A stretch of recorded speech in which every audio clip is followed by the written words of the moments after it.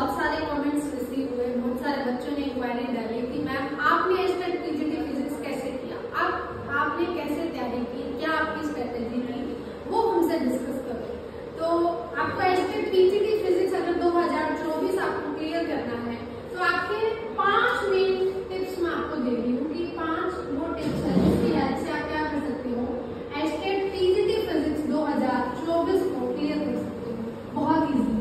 ठीक है, उसके लिए आपको क्या करना चाहिए, मेरे अकॉर्डिंग जैसे मेरी स्ट्रेटेजी थी जिसके हिसाब से मेरा जो एस्टेट पीजीटी फिजिक्स था ये क्लियर हुआ था। स्ट्रेटेजी क्या थी कि सबसे पहले आप क्या देखो, सिलेबस। इस कोर्स जो आपका एस्टेट पीजीटी फिजिक्स का पेपर है उसमें सिलेबस क्या है, कहाँ से आपको तैयारी करनी है उस सिलेबस की। उसके बाद आप कोई भी एक बुक को रेफरेंस लो, कोई भी एक बुक जो आपके पास है। मैंने प्रदीप की बुक्स +1-2 को रेफरेंस लिया था और उसके जो मेन जो IIT JEE लेवल के क्वेश्चंस थे उनको सॉल्व आउट किया था, मैक्सिमम क्वेश्चंस को मैंने सॉल्व आउट किया था।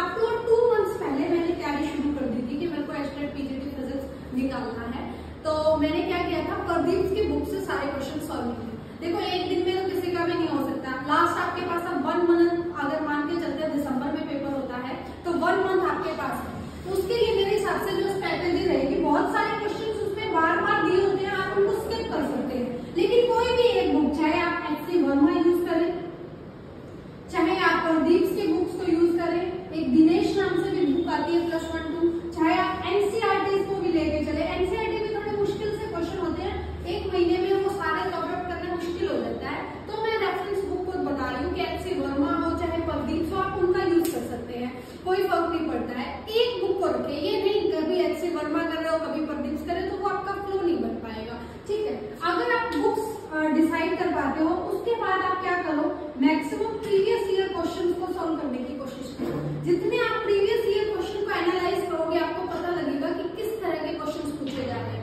क्योंकि आजकल चेंज हो गया है पैटर्न, स्टेटमेंट बेस्ड क्वेश्चंस पूछे जा रहे हैं आपसे, बहुत ज्यादा फैक्चुअल क्वेश्चंस नहीं पूछे जा रहे हैं कि आपने फॉर्मूला पुट किया और क्वेश्चन आगे, ऐसे क्वेश्चंस नहीं है, कंसेप्चुअल बेस्ड क्वेश्चंस को डिस्कस किया जाने लगा है। तो प्रीवियस ईयर क्वेश्चंस को आप बार बार एनालाइज करें। अगर मैं 4th की बात करूं तो 4th आप इन सबको बार बार मैक्सिमम टाइम्स आप क्या करें, रिवाइज करें और लास्ट में आप मॉक टेस्ट जरूर दें, जो आपको नेक्स्ट 1 वीक में आपको मेरी ऐप पे मिल जाएंगे फ्री ऑफ कॉस्ट। आपको पीजीटी फिजिक्स के लिए मॉक टेस्ट जरूर करने चाहिए, मैक्सिमम मॉक टेस्ट कीजिए और रिवाइज वाला कंसेप्ट तो सबसे इंपॉर्टेंट है भाई।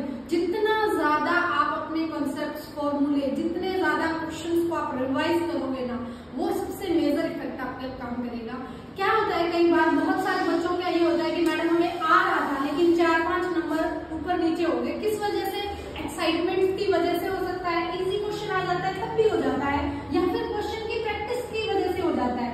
जितने ज्यादा आप मॉक टेस्ट लगाओगे ना, आप एग्जैक्ट जो राइट आंसर है उसको कंक्लूड कर पाओगे और उसको ठीक तरह से अपने एग्जाम में कर पाओगे। तो वो जो गैप रहता है ना 4 से 5 नंबर का, जिसकी वजह से आपका पेपर रह जाता है, वो नहीं रहेगा।